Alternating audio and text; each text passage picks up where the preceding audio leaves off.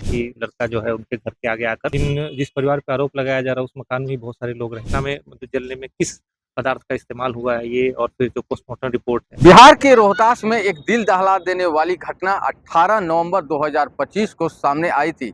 18 नवंबर 2025 के दिन अंकित का काला दिन था और अंकित का शव जो है जले अवस्था में प्रेमिका के घर के नीचे जो है वो मिला था।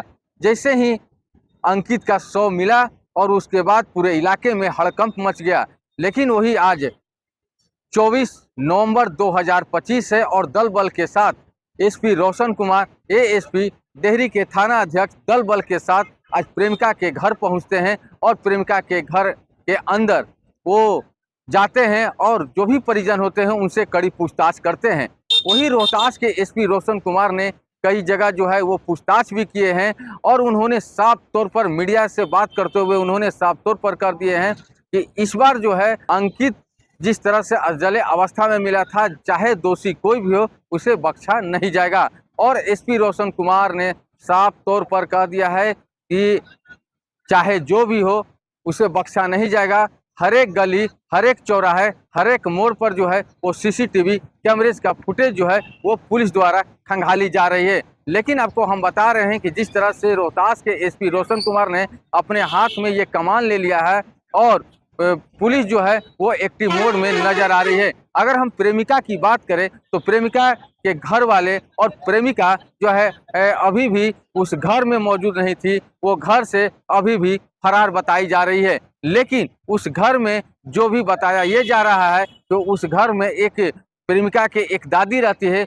उससे जो है महिला पुलिस द्वारा जो है कड़ी पूछताछ भी की गई है। लेकिन आपको हम बता रहे हैं कि जिस तरह से दल बल के साथ रोहतास के एसपी रोशन कुमार एएसपी और डेहरी के थाना अध्यक्ष सुरेंद्र कुमार दल बल के साथ प्रेमिका के घर पर पहुंचते हैं और पूरे मामले की जो है वो तहकीकात करते हैं और घटना स्थल पर भी जो है वो जांच करते हैं। आपको उस तस्वीर को भी दिखाना चाहेंगे, आप उस तस्वीर को भी देख सकते हैं कि दल बल के साथ जो है भारी संख्या में पुलिस बल घटना स्थल पर पहुंचती है और कई लोगों से जो है अभी भी पूछताछ कर रही है। लेकिन रोहतास के एसपी रोशन कुमार ने अपने हाथों ये कमान ले लिया है और उन्होंने साफ तौर पर उन्होंने कह दिया है कि हर एक चौक चौराहे और हर एक गली का सीसीटीवी फुटेज जो है वो खंगाला जाएगा। लेकिन आपको हम बता रहे हैं कि अंकित की मौत कैसे हुई थी, अब सीसीटीवी कैमरा जो है वो अब राज खोलेगी। लेकिन अब वही दल बल के साथ जैसे ही रोहतास के एसपी रोशन कुमार पहुंचते हैं पूरे इलाके में जो है हड़कंप मच जाती है।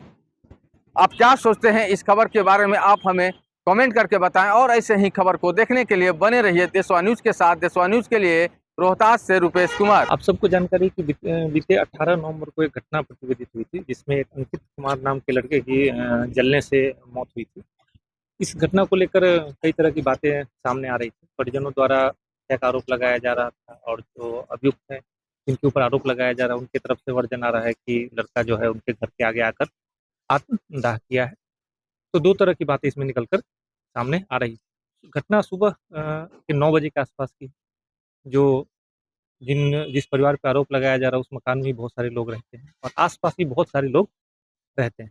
तो लोगों द्वारा ये घटना देखा गया है जब से वो वहाँ आया था घटनास्थल पे, उसके बाद से लेके जो पूरी घटना हुई, वो घटना काफ़ी बड़ी संख्या में लोगों ने देखा है। कुछ लोगों ने जो घटना उस लड़के को बचाने में शामिल थे, उन लोगों ने अपना वर्जन बताया है पुलिस को और बाकी कई लोग हैं जो अभी खुलकर सामने नहीं आ रहे हैं। हम लोग उनसे सहयोग लेंगे और उनके द्वारा जो घटना को देखा गया है, जो प्रत्यक्षदर्शी हैं, क्योंकि घटना सुबह के 9 बजे की है, तो उनका जो बयान आएगा और उसके बाद घटनास्थल पर जो एफएसएल द्वारा साक्ष्य संकलित किए गए हैं, जो मृतक है उसका कपड़ा, जला हुआ कपड़ा, जो लाइटर है वो, और घटना में मतलब जलने में किस पदार्थ का इस्तेमाल हुआ है ये, और फिर जो पोस्टमार्टम रिपोर्ट है, जो लड़का है वो घटनास्थल पर कैसे पहुंचा, उसका जाँच, उसका भी सीसीटीवी फुटेज कई जगह से प्राप्त हुआ है और आगे भी हम लोग सीसीटीवी फुटेज का जाँच कर रहे हैं।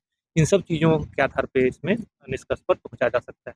और आप सबको ये भी मालूम होगा कि घटना पूर्व का भी दोनों का आपस में इतिहास था। मार्च में भी जो परिजनों द्वारा बताया गया है कि मार्च में भी दोनों एक साथ घर से चले गए थे, फिर परिजनों के इन्वॉल्वमेंट से मामला को सुलझाया गया और उसके बाद अभी जो उस मामले में जिस लड़की की बात आ रही है, उसके परिजनों ने उसकी शादी तय कर दी थी।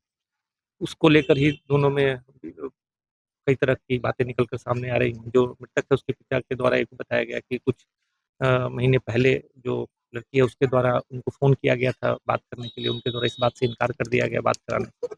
उसके बाद बातें बढ़ी। तो कुल मिलाकर काफ़ी सारी चीज़ें हैं इसमें, चूँकि घटना सुबह के बार-बार मैं आप लोगों को बता रहा हूँ कि घटना सुबह के 9 बजे की है, पूरे मोहल्ले के लोगों ने देखा है। जिसमें जो अभियुक्त उनके परिजन भी हैं, जो एक बगल में और अड़ोसी-पड़ोसी उन लोगों ने देखा।